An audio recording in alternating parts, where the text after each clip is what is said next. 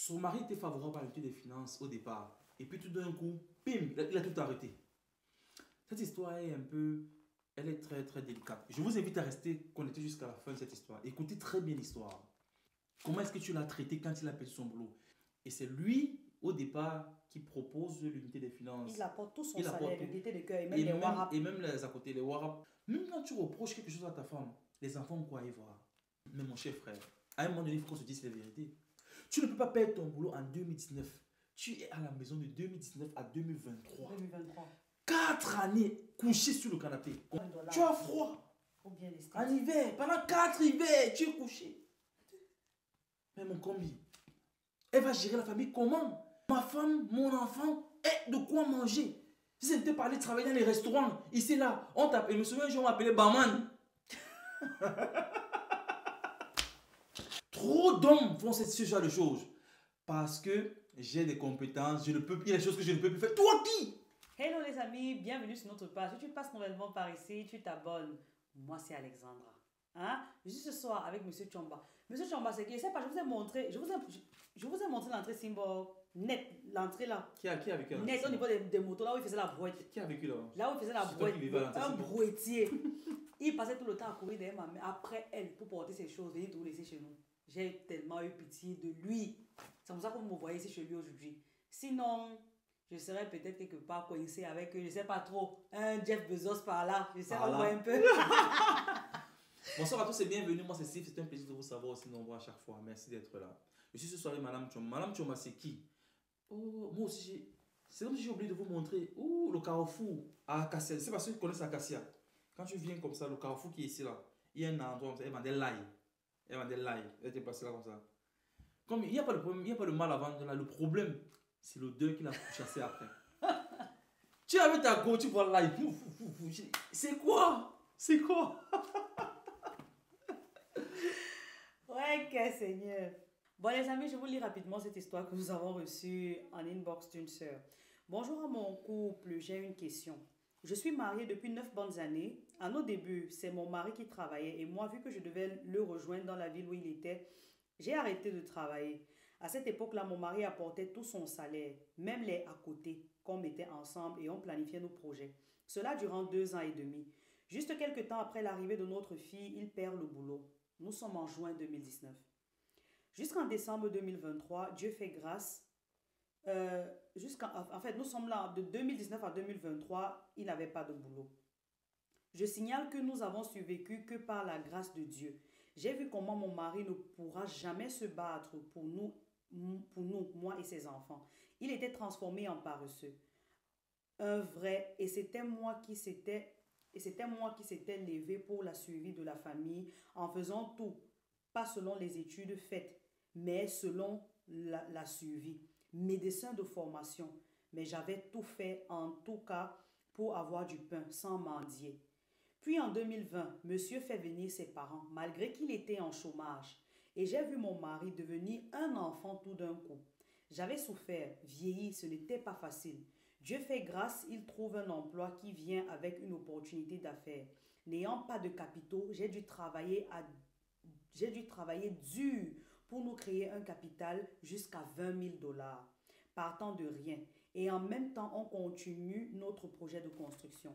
Le problème est la gestion des revenus. Moi, avec mon job de survie, où je gagne les 300 $ seulement. Lui, son emploi lui donne 1 000 $. Notre business nous donne un minimum de 3 000 $ par mois. Dans mon business, il avait fixé mon salaire à 250 $ en dehors des 3 000 $. Donc, je suppose que c'est que ça leur donne 3 000 $. On a fixé son salaire à 250 $ par mois. Nous sommes sortis de cette crise. Non, en dehors, ça veut dire que... Après les 3 000 $. Ok, j'espère que vous comprenez. Nous sommes sortis de la crise avec une maladie grave. Il ne connaît plus les dépenses de la maison, ni les dépenses de la famille. Minerval des enfants, sûrement ceux qui sont de ce côté-là comprendront. Habillement, ration du ménage. On n'en parle plus. Jamais quand tu oses, il se fâche. Quand son salaire entre, je m'étais résolue de ne jamais faire du bruit sur ça. Jamais de la vie. Et je m'occupe du ménage avec les revenus du business. Me connaissant, c'est trop serré parce que je ne veux pas que le business échoue. J'aimerais que vous puissiez m'aider à l'aborder. Or, lui, il a des dépenses de sa famille qu'il ne fait pas à la hauteur de nos dépenses à nous. Il paye pour son frère 400 $ par mois. La ration de ses parents, je ne sais pas combien il donne. Et il ne veut pas qu'on en parle. Par contre, moi, j'en envoie à ma mère que 50 $ maximum par mois si elle me demande. Aidez-moi s'il vous plaît, j'ai l'impression de cohabiter avec un homme et je crains de ne plus travailler pour l'intérêt du couple en multipliant les dépenses de la famille aussi et nuire à la construction. Monsieur Chomba, j'espère que vous avez compris les gars, je vous en prie. On sait que vous écrivez avec les émotions, mais quand vous nous envoyez les messages, mettez un peu les ponctuations pour aider mon bac C et moi. Pour aider mon bac C et moi à lire. Vous voyez un peu, monsieur Chomba. Une très belle histoire. Merci ma très chère sœur pour ton histoire. Et on va essayer un peu de mettre de l'émotion de côté pour avoir une grille de lecture neutre. Déjà, je vais commencer par la dame. Je vais commencer commençons au tout départ. Au tout départ. Si j'ai bien compris, au départ, monsieur travaillait. Et c'est lui, au départ, qui propose l'unité des finances. Il apporte tout son salaire, l'unité de cœur, et même les warap. Et même les à côté, les à côté, on fait un coucou au couple Tchega, qui nous a appris ce mot warap pendant le meet and greet. Même les warap d'à côté, les à côté, il te les montrait. Et ce volontiers, il te les montrait. Il était prêt à le faire. Sauf que, quelques années plus tard, il perd son boulot. Et c'est là où je viens maintenant t'interpeller, toi, la dame. Monsieur qui te montrait tout, quelques années après, il perd son boulot.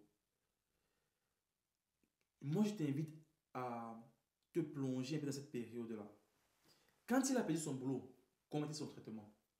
Comment est-ce que tu l'as traité quand il a perdu son boulot? Étant donné que maintenant, c'était toi qui étais le gagne-pain de la famille, tu te battais tant bien que mal pour avoir quelque chose. Si tu entres en profondeur, tu vas voir que pendant cette période-là, ton mari, c'est tellement, sont en train d'avoir des grilles de lecture, c'est tellement sorti avec beaucoup de blessures. Peut-être la façon dont tu lui as adressé. À quel niveau est-ce que tu as mis ton mari? Peut-être tu l'as rabaissé pendant cette période-là. Peut-être parce qu'il n'apportait rien, tu lui as avancé des mots. Tu l'as même dit. Tu as vu à quel point ton mari était paresseux. Peut-être que tu le lui disais au quotidien. Tu es un paresseux. Devant les enfants peut-être. Comment tu t'es comporté quand ses parents sont venus? Est-ce que même en présence de ses parents, tu n'affichais pas un comportement désobligeant? Parce que financièrement, monsieur n'était plus présent. Je pense que peut-être après cela, ça l'a peut-être poussé à se comporter autrement. Maintenant que je dis ça, je vais maintenant parler au monsieur. Mais mon cher frère, à un moment donné, il faut qu'on se dise la vérité. Tu ne peux pas perdre ton boulot en 2019. Tu es à la maison de 2019 à 2023. 4 années couché sur le canapé. Combien? Non, à un moment donné, il faut qu'on se dise la vérité. On va dire à madame, c'est tellement qu'elle t'a parlé n'importe comment. Elle n'a pas le droit de le faire, je peux comprendre, c'est ce qu'on vient de lui dire. Mais de toi à moi, quand tu restes couché, la maison, on va gérer la maison comment? On va manger quoi? Est-ce que parce que tu ne trouves pas le boulot dans ton domaine de compétence, ça veut dire que tu ne peux pas aller travailler au McDo? Est-ce qu'on ne cherche pas les gens, même pour vider les poubelles? Est-ce qu'on ne cherche pas les gens dans les chantiers? Mais mon cher frère, quelqu'un a dit, la patience, c'est quoi? Attendre, agir en attendant. Oui, c'est ça la vraie patience. Agir en attendant. Tu ne t'assois pas et tu ne t'assois pas couché sous la couverture. C'est ça, être patient. Tu as froid. Tu agis au Canada. J'imagine que ça doit être au Canada. On sent pas de dollars. Tu as froid. Faut bien rester. En hiver, pendant 4 hivers, tu es couché. Mais mon combi, elle va gérer la famille comment? Tu vois madame se lever. À un moment donné, ne poussons pas aussi nos femmes à bout. Et après, on se plaint de comment est-ce qu'elles ont réagi. Comment est-ce que... je suis pensé de dire que c'est normal. Mais comment est-ce qu'elles ont... À un moment donné, interroge-toi aussi. Tu ne peux pas être couché 4 années sur ton canapé. Et tu attends que c'est madame qui aille chercher le gagne-pain au quotidien pour nourrir la famille. Inscrire les enfants à l'école. Prendre soin de toi. Te nourrir. Et en plus de cela, mon cher frère, dans ton chômage, tu fais venir tes parents. Attends, je veux savoir, je veux comprendre. Tu es en chômage. Tu ne trouves pas le boulot. Parce que tu n'es pas encore trouvé le boulot à la hauteur de tes compétences. J'imagine que tu as fréquenté, tu te dis... Tu ne peux pas... Mais tu ne trouves pas le boulot comme ça ne te donne pas ça ne nourrit pas ta famille sur le moment. Ta femme étant médecin de formation a aussi, quand même essayé Elle a fouillé pour vous nourrir. En dehors de son travail. Elle a cherché comment joindre les deux bouts. Médecin de formation. Elle aussi pouvait se dire, je suis un médecin. Bien sûr. Et je ne peux pas entrer dans n'importe quoi. À un moment donné, chers amis, je me souviens, les gens me tarsaient de réfugié quand, au début de notre mariage, je ne trouvais pas le boulot non plus. Je travaillais partout. Je travaillais au chantier. Vous savez, c'est être en Europe et travailler au chantier. Et être instruit. Te lever tous les matins, porter des bottes.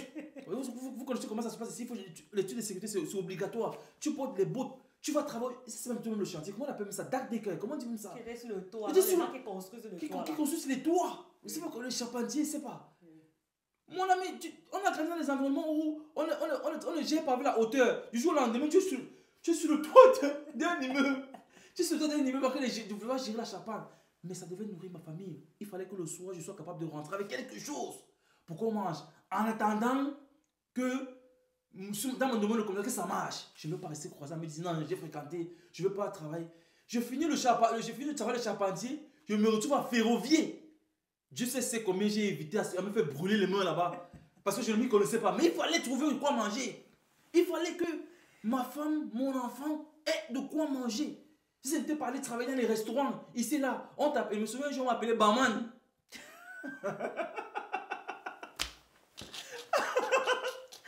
un jour, un monsieur me dit, oh, barman. Barman. Je me suis resté, je me suis dit que Seigneur, je suis venu en Europe être barman. Mais il fallait le faire parce qu'il fallait apporter du pain à la table. Mon cher frère, je te condamne à 200%. Et je le dis avec force parce que je sais que nous sommes nombreux dans cette situation-là. Trop d'hommes font ce genre de choses. Parce que j'ai des compétences, il y a des choses que je ne peux plus faire. Toi qui? Pourquoi tu ne peux pas aller travailler au McDo? Pourquoi tu ne travailles pas au McDo? On cherche les gens au KFC. Pourquoi tu ne peux pas travailler là-bas? On cherche les gens dans les livraisons tous les jours. Amazon, DHL, les choses. Pourquoi tu ne peux pas travailler? Empaqueter les paquets, livrer même les livraisons avec le vélo. Mais achète un vélo, mon ami. Commence à faire les livraisons. Mais que chaque fin du mois, tu permettes à ta famille au moins de ne pas, comme elle a dit, de ne pas mendier. De ne pas se rabaisser, aller mendier, aller demander de quoi. Parce que tu te bats quand même pour apporter quelque chose. Et pendant que tu te bats, quand tu reviens, et c'est ce que je faisais chaque fois quand je revenais, je continuais de voir, je continuais de postuler. Je continue de postuler ce qu'un jour le Seigneur a béni. Mais au moins quand le Seigneur est béni, ça ne reste, tu n'es pas resté à la maison comme ça. Maintenant, si c'est par rapport à ça, son comportement, c'est tellement comment il t'a traité, j'imagine à un moment donné, elle a faibli. Se lever le matin, il te voit coucher. Tu reviens en après-midi, tu vois monsieur couché dans quel visionné. Il suit tous les débats de politique. Tous les débats de politique, il soutient le même parti. Il te parle de ça à longueur de journée. À un moment donné, tu vas me dire, fiche-moi le cas avec ça. Et peut-être que ce sont ces mots, parfois grossiers, qui t'ont peut-être blessé. Elle n'avait peut-être pas aussi raison de le faire, je le dis. Mais je pense que vous devez vous asseoir. Et quand on fait les vidéos, et il y a des gens qui disent souvent en commentaire, ben vous répondez au monsieur, et le monsieur ne vous suit même pas. Ce que vous ne savez pas certainement, c'est ce qu'on vous dit. Faites l'effort de vous asseoir ensemble pour suivre ces vidéos. Créez une atmosphère conviviale d'abord sur le moment. Et mettez la vidéo, parce que là on vous parle à tous les deux. Asseyez-vous, écoutez la vidéo. Écoutez ensemble et rendez-vous compte de comment vous avez créé tellement de choses. Et si on avance même dans la vidéo, mon chef, maintenant tu recommences à travailler. Maintenant que tu recommences à travailler, forcément tu recommences à travailler avec peut-être beaucoup de blessures. Peut-être quand tes parents sont même venus, ils ont encore fait le constat de ce que leur fils est, je sais pas, un gigolo en Europe, parce que c'est madame qui fait tout. Ils te l'ont peut-être encore dit. Ce sont les hypothèses. Ils te l'ont peut-être encore dit, mais peut-être la femme là te justifie. Hein. C'est encore monté par l'esprit. Et c'est peut-être pour ça aussi que tu t'es recroquevillé. Tu as dit, l'unité de finances que je faisais avant, qui était plutôt bien. Mais il y a aussi un aspect que je veux mettre en avant ici, c'est que, merci madame, il y a un aspect que je veux mettre en avant, c'est que, pour commencer votre business, madame a mis 20 000 dollars. Tu n'avais rien. Tu n'avais rien. Elle a mis 20 000 dollars. Donc je pense qu'ici, vous devez vous rendre compte que oui, il y a certainement eu des blessures des deux côtés. Et c'est vraiment des deux côtés. Asseyez-vous. Faites un bilan de ce que vous avez fait jusque-là. Où est-ce que ça vous amène? Madame a dit qu'elle est tentée, elle aussi, d'œuvrer contre la famille. Parce qu'elle te voit prendre soin de ta famille, payer les écoles de tes frères, alors que de son côté, et même pas de son côté familial, dans sa famille, dont tes enfants et elle, tu n'en as rien à foutre. Qu'est-ce que ça va? Même si tu reproches quelque chose à ta femme, et c'est souvent le problème, c'est souvent ce que les hommes font tellement. Même quand tu reproches quelque chose à ta femme, les enfants vont quoi y voir. Bon, je veux savoir, quand ta femme t'énerve, tu prives les enfants de repas, tu ne rationnes plus parce que ta femme t'a énervé, les enfants vont quoi voir. Ce sont les enfants de ta femme, mais ce sont Quand tes le enfants. nerf là, tu m'indexes comme ça. Non, je dis la femme. Non. La femme, tu vois. Non, moi je pense qu'il faut être responsable ici. Tu peux avoir tout ce que tu veux à reprocher à ton épouse, mais les enfants n'ont rien à voir de là, dans ça. Donc si tu dois rationner, rationne. Si tu dois faire quelque chose pour la famille, fais-le. Parce que c'est ton devoir en tant que chef de famille. Maintenant, est-ce que tu n'es pas présent? Mais je pense que les blessures là, c'est celle-là. Asseyez-vous, discutez-en et revenez sur de bonnes bases. Sinon, à la loose dans laquelle aller là, tu crois que tu es très intelligent parce que tu travailles et tu as des revenus qui te viennent de ton travail. C'est toi qui gères certainement le business. Tu as fixé son salaire à $250. Les $3000 qui viennent, certainement tu gères. Ainsi de suite, ainsi de suite. Laisse-moi te dire, le jour que ça va exploser, à malin, malin et demi. Madame Choma. Malin et demi. Tu vas tout résumer l'histoire. Moi, je dis toujours que c'est plus facile d'avoir une crise dans le couple, mais c'est très difficile d'en sortir. Il est très important d'être conscient qu'on a fait face à une crise et s'asseoir vraiment, parler à cœur ouvert.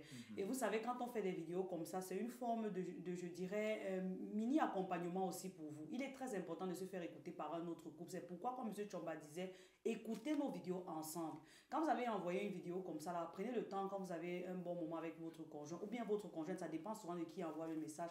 Écoutez ensemble parce que vu d'un autre angle, quand ce sont des personnes extraites qui ne vous connaissent même pas, qui parlent, il y a une très grande facilité à écouter. En gros, moi je pense que les blessures sont là, elles sont réelles et elles ont le droit d'y être. La femme elle avait totalement raison. La femme n'est pas faite pour sortir chaque jour et regarder l'homme se coucher à ne rien faire. Et l'homme n'aime pas quand on lui crie dessus, on le chosifie, on lui traite de tous les noms d'oiseaux.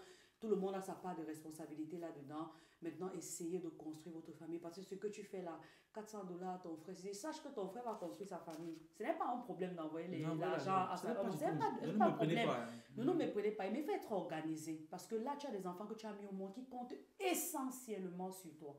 Si tu n'es pas là aujourd'hui, on prendra certainement soin de tes enfants, mais pas comme tu l'aurais fait si tu étais vivant. Donc, donne-toi à fond d'abord pour ta famille et aussi prends soin de ta famille parce que tu n'es pas tombé du ciel. Et tout comme tu n'es pas tombé du ciel, elle aussi n'est pas tombée du ciel. À sa maman, vous savez comment les filles sont proches avec leur maman, elles ne parviennent qu'envoyer $50 par mois. Alors que toi, tu as des charges, de la ration, tu envoies ceci, c'est pas bon. Il ne faut pas être égoïste. C'est très très dangereux d'être égoïste dans le moment. Si elle commence à faire ce que tu fais là, je t'assure, tu vas pas. C'est même le premier ennemi. Tu vas pas. Oui, tu vas pas t'en sortir si elle commence à faire comme tu fais là. Vous avez raison certainement d'être fâché. Asseyez-vous. Essayez de causer. Tous les couples traversent les crises. Mais il est important de savoir qu'on a fait face à une crise, on s'assoit et on renouvelle notre manière de penser pour avancer. Parce que si chacun tire la voiture de son côté là... Ça ne va pas donner. Oui. J'allais te couper. C'est justement pour ça que nous organisons quelque chose de formidable. Vous avez certainement remarqué dans les commentaires, certains qui disent écrivez. Il y a une grosse annonce qui arrive. Ça sera un moment... Je dis, mais les absents... Les absents auront tort. Extrêmement tort. Un moment de s'évader avec son conjoint. Ça sera un moment profond. Donc, je vous invite à rester scotché parce que les places sont limitées. On ne peut pas prendre tout le monde malheureusement. Donc, soyez prêts. Soyez prêts. Commencez à faire la caisse parce que ça va parler un peu. Ça va, ouais, un peu non. Soyez prêts. On va faire un peu de partout. En tout cas, on vous prépare une grosse annonce derrière. Merci d'avoir suivi la vidéo jusqu'ici, les amis. Et n'hésitez pas à laisser en commentaire votre point de vue à vous aussi. On a forcément peut-être oublié un aspect. Vous pouvez le mentionner. Laissez en commentaire, les personnes vous lisent et ça les fait vraiment plaisir. Et on profite aussi de cette vidéo pour dire à tous ceux qui... Il y a beaucoup de messages. Ça fait même longtemps on n'a pas répondu. Avec notre voyage au Cameroun aussi, on ne pouvait pas répondre à tous ces messages. On va faire l'effort de continuer à revenir là-dessus. Madame Choma. Abonne-toi. Ciao, ciao.